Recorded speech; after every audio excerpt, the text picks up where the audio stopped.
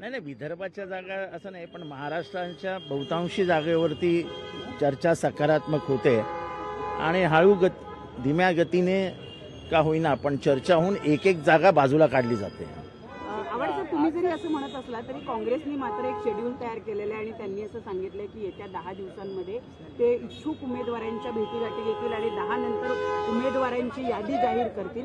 कुठेतरी महाविकास आघाडीमध्ये जागा वाटपावरून काही वाद आहेत असं आहे की आम्ही पण आमच्या ज्या जागा आहेत त्याच्यावरती ऑलरेडी आम्ही इच्छुक उमेदवारांच्या चर्चा सुरू केल्या आहेत, त्यांच्याशी बोलतो आहोत आणि लोकसभेची जी यादी जाहीर झाली होती तशी यादी जाहीर होईल ना. काही जागांवर मराठवाड्यातल्या आणि विदर्भातल्या काही जागांवर तीनही पक्षांमध्ये असं आहे की वाद आहे असं कळतं. वाद नाही आहे, वाद प्रत्येकाला वाटतं की कुठली म्हणजे एखादी जागा असते ती एकाला वाटतं मला मिळावी, दुसऱ्याला वाटतं मला मिळावी. ते शेवटी त्या जागा शेवटी घेतल्या जातात आणि त्या सोडवल्या जातात. त्याचं काही मोठं अडचण आहे असं त्यातला काही भाग नाही. पण सिटिंग सीटवर मिनिमम क्लॅरिटी आहे. सिटिंग सीटवर मिनिमम म्हणजे मॅक्झिमम क्लॅरिटी आहे, मिनिमम नाही मॅक्झिमम क्लॅरिटी आहे. आज मुंबईच्या संदर्भातही काही चर्चा झाली का? कारण मुंबईचे कोणी पदाधिकारीच नव्हते तर तुम्ही हा प्रश्नच विचारायला नको. विदर्भातल्या जागांवर असं समजतं की चर्चा झाली आहे, तर विदर्भातल्या बहुतांशी जागेवर चर्चा झाली आहे. काही जिल्ह्यांमधल्या जागा बाकी आहेत, त्या उद्या जर आम्ही बसलो तर उद्या त्याच्यावर चर्चा सुरू होईल. आता रात्री समजेल काय पक्षप्रमुख वगैरे का कोणी येणार नाही. मग पहिली यादी साधारण कधीपर्यंत येईल असं वाटतंय तुम्हाला? असं मी काही डेट वगैरे देऊ शकत नाही की पहिली यादी कधी येईल. दसऱ्याच्या आधी जागा वाटप पूर्ण पितृपक्षानंतर आपल्या हातात काहीतरी चांगली बातमी पडेल. सर हिंदी में जानना चाहेंगे, आज 6.5 घंटे की पक्षाच्या जागा फायनल आहेत, मात्र काँग्रेस आणि ठाकरेंच्या शिवसेनेमध्ये विदर्भातल्या काही जागांवरून जशी केस आहे त्याच्यावर काही चर्चा झाली. चर्चा सगळ्यावर होते, पण कुठेही असं मंदुक किंवा खूप मतभिन्नता झाली आहे अशातला काही प्रकार म्हणजे तिढा वगैरे असं काही नाही. सर हिंदी दिलीप वळसे पाटील यांच्या पत्नीने आणि त्यांच्या मुलीने आज शरद पवारांची भेट गेलेली आहे. लवकरच दिलीप वळसे पाटील देखील शरद पवारांची भेट घेतील आणि आज ते कॅबिनेटला गैरहजर होते, त्यामुळे सगळ्यांच्या भुवया उंचावलेल्या आहे. आपल्याला कडे काही असं इन्कमिंगची काही बातमी आहे का?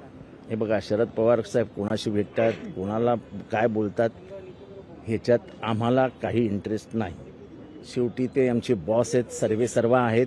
ते जो निर्णय घेतील तो आमच्यासाठी म्हणजे दॅट्स द फायनल लक्ष्मण रेषा. त्यामुळे ते कोणाला भेटतात ह्याच्याशी आम्हाला म्हणजे मला तरी काही कर्तव्य नाही आहे. ते सांगतील जितेंद्र हा उमेदवार तर हा उमेदवार. पण वळसे पाटील आल्यानं पक्षाला फायदा होईल.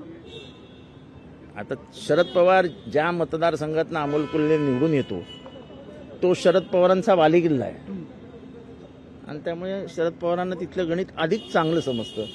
त्या गणितावरती आपण का भाष्य करावं?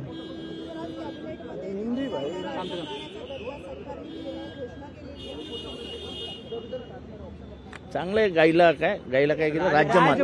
राजमाता राज्याचे पिता कोण आहेत तेवढं शोधायला पाहिजे. जळगाव जिल्ह्यात 4 मंत्री असून देखील 3 लाखाचा पीक विमा रखडलेला आहे. राज्याचं खूप काही रखडणार आहे. अजून थोडे दिवस जाऊ द्या ना पुढे.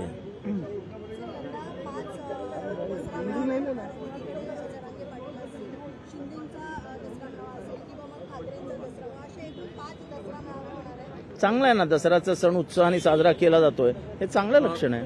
कोल्ड प्लेच्या तिकीट विक्रीमध्ये बुकमाय शोने घोटाळा केला. बुकमाय शोचे सीईओ देवेंद्र फडणवीसांची भेट घ्यायला आज आले होते. मीच पहिलं ट्विट केलं आहे, मीच सांगितलं आहे की पहिल्या 10 मिनिटातच सगळी तिकीटं विकली जातात.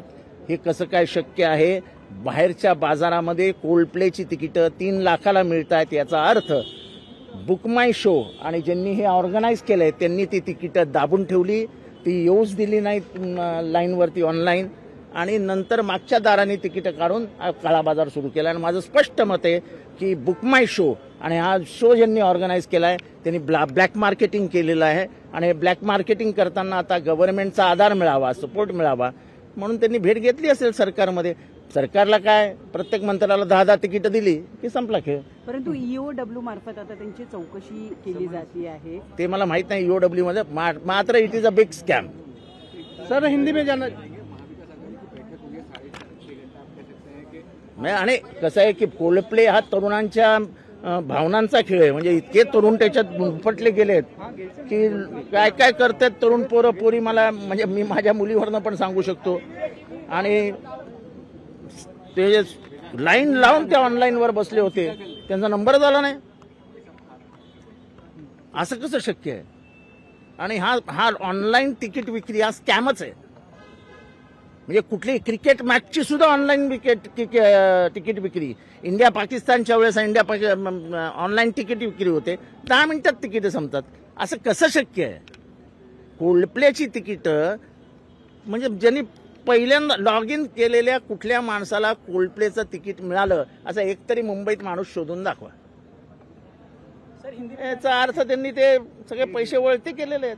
सर हिंदी में जानना चाहेंगे कोल्डप्ले के सीईओ के ऊपर आरोप लग रहे हैं। नहीं, आरोप नहीं, मैंने ही पहला ट्वीट किया है कोल्डप्ले का, और किसी ने ट्वीट नहीं किया है. मैंने ही ट्वीट किया था कि यार वो बच्चे बच्चियां सुबह से ऑनलाइन टक टक टक टक टक टक कर रहे हैं, इनका नंबर ही नहीं आ रहा है, और बाद में डिक्लेयर हो जाता है टिकट फुल. अरे बंबई में एक आदमी है जिसको ऑनलाइन टिकट मिला है, तो ये टिकट जाते कहाँ है?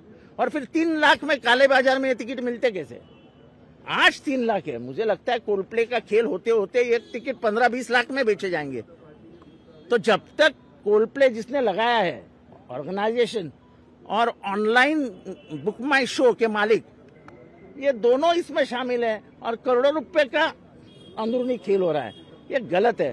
तुम लोगों को फंसा नहीं सकते. खास करके इसमें कोई बड़े लोग नहीं है, इसमें सब नौजवान बच्चे हैं. पॉलिटिकल आधार लिया जा रहा है. मुझे नहीं मालूम है पॉलिटिकल आधार विधार, लेकिन नौजवानों से खेलना ये गलत बात है. सर ईओडब्ल्यू की तरफ से